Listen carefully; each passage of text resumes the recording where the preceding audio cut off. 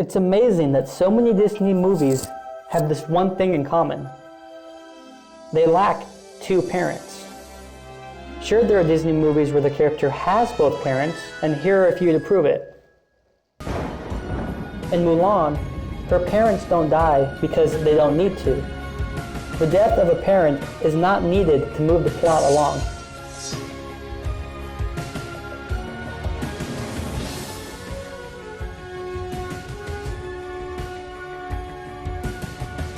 In Moana, her grandmother dies, but in so many other Disney movies where someone other than the parent dies, the main character only has just the one parent.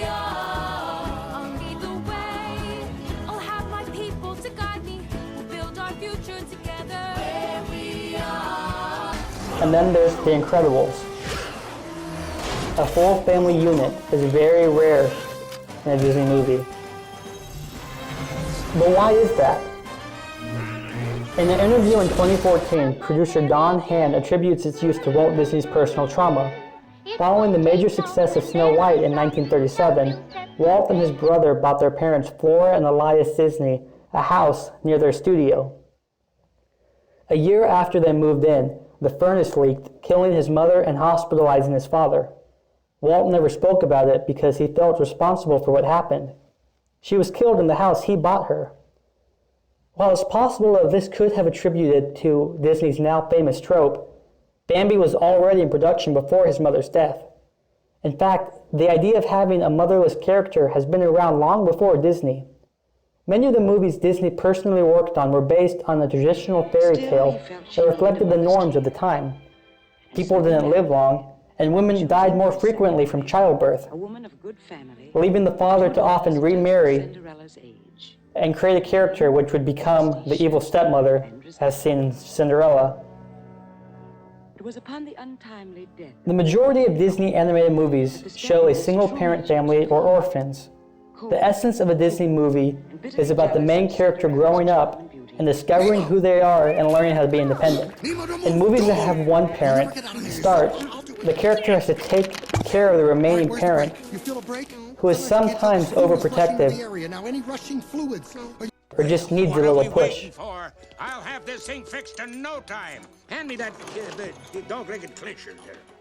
So, did you have a good time in town today? I got a new book. Papa, do you think I'm odd? My daughter? Odd? Where would you get an idea like that? And then there are those parents who see that their child can handle it, and they give them the freedom to do so. This old town can slow you down, people taking the easy way.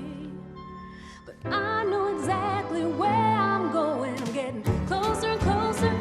And then there's They're this. dangerous. Do you think I want to see my youngest daughter snared by some fish-eater's hook? I'm 16 years old. I'm not a child Don't anymore. you take that tone of voice with me, young lady. Well, That face you make when you realize you actually agree with the Disney parent, it's frightening. There are fewer examples where both parents are killed, but by removing the parent, it creates more freedom for the character to find themselves.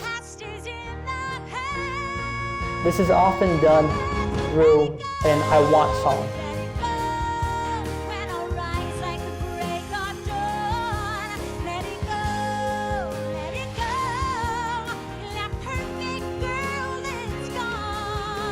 Or it teaches them that family doesn't always mean blood. This is my family.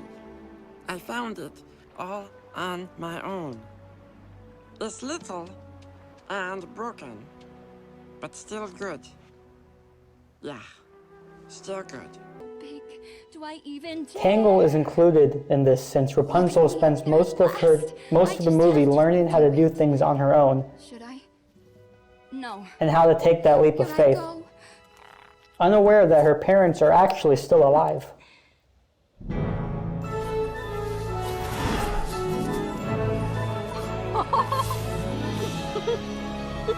Then there's the movies that start off with both parents, but then one of them dies.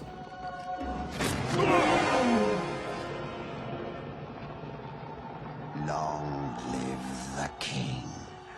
In The Lion King, the death of Mufasa forces Simba to leave due to the fact that he believes he actually killed The Mufasa. king is dead. And if it weren't for you, he'd still be alive.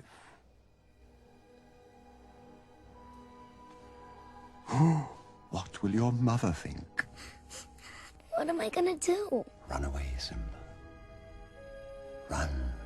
Run away and never return. Disney can be so mean sometimes, but it helped him to grow up and to get out of the shadow of his father and learn to appreciate the things around him. It even helped him get rid of a few worries. It means no worries for the rest of your days. Doesn't matter. And to gain the confidence for him to return home and take his rightful place as king. I'm a little surprised to see you alive. Give me one good reason why I shouldn't rip you apart. Oh, Simba, you must understand.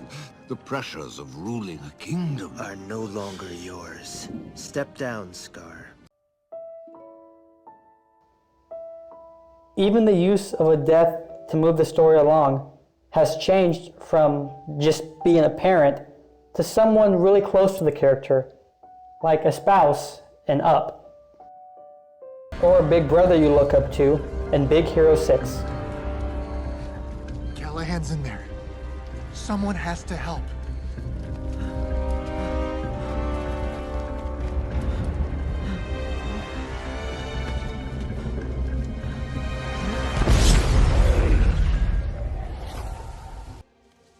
Disney is full of magic, but death is something that makes it relatable. It teaches children that death is a part of life. And though it also helps the main character grow up, it helps the child watching the movie learn how to understand the bigger things in life. Let me explain. When we die, our bodies... Don Hand stated that the death of Disney's mother, it influenced his films, though maybe not all the way.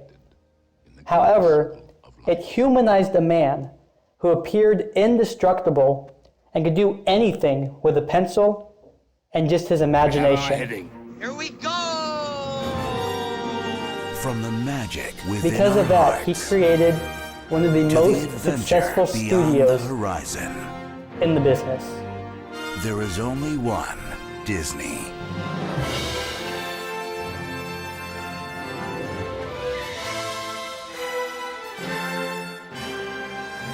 Disney characters lose their parents because it helps them grow up.